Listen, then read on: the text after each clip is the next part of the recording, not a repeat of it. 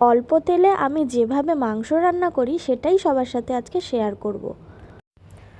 মাংসের সাথে টক দই, আদা, নুন, জিরের গুঁড়ো, ধনের গুঁড়ো, শুকনো লঙ্কা, গোলমরিচ, হলুদ গুঁড়ো সব একসাথে আমি মিশিয়ে ম্যারিনেট করে রেখে দেবো।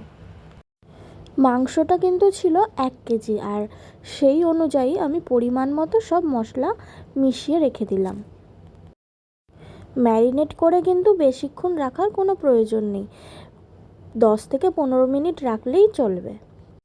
এরপর সামান্য তেল দিয়ে তাতে গোটা জিরে, গোটা গরম মশলা আর তেজপাতা, শুকনো লঙ্কা আমি ফোড়ন দিয়ে নিলাম, আর তাতে আমি রসুন বাটা দিয়ে কিছুক্ষণ ভাজা করে নেব।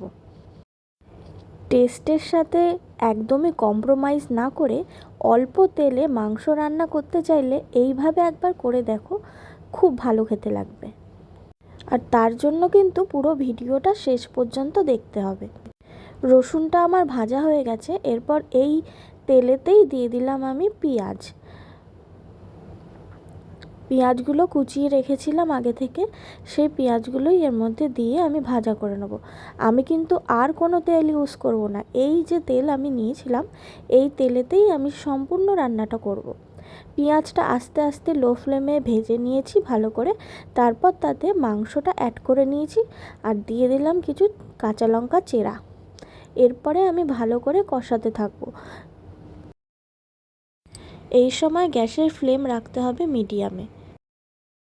এখন ভালো করে নাড়িয়ে চাড়িয়ে সম্পূর্ণ মাংসটাকে পেঁয়াজের সাথে ভালো করে মিক্সড করে তারপর আমি ঢেকে দেবো, আর ঢাকা দিয়ে আমি কিছুক্ষণ পরপর এটাকে নেড়ে দেবো যাতে তলায় লেগে না যায়। এরপর আমি আগে থেকে ভেজে রাখা আলুগুলো দিয়ে দিলাম, আর একটু আগেই আমি আলুগুলো দিয়ে দিয়েছি কারণ আলুগুলোর সাইজ একটু বড় ছিল। এই সময় না দিলে আলুগুলো কিন্তু সিদ্ধ হবে না, তাই আমি একটু আগে থেকেই দিয়ে দিলাম।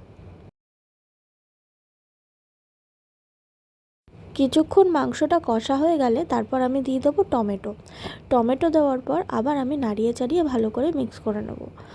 মিক্স করে আমি ঢেকেই কিন্তু কষাতে থাকবো যতক্ষণ না কষতে কষতে তেল ছেড়ে দিচ্ছে, ততক্ষণ আমি কিন্তু কষাতে থাকবো। টমেটোগুলো গলে গেছে আর মাংস থেকে কিন্তু অনেকটাই তেল ছেড়ে দিয়েছে।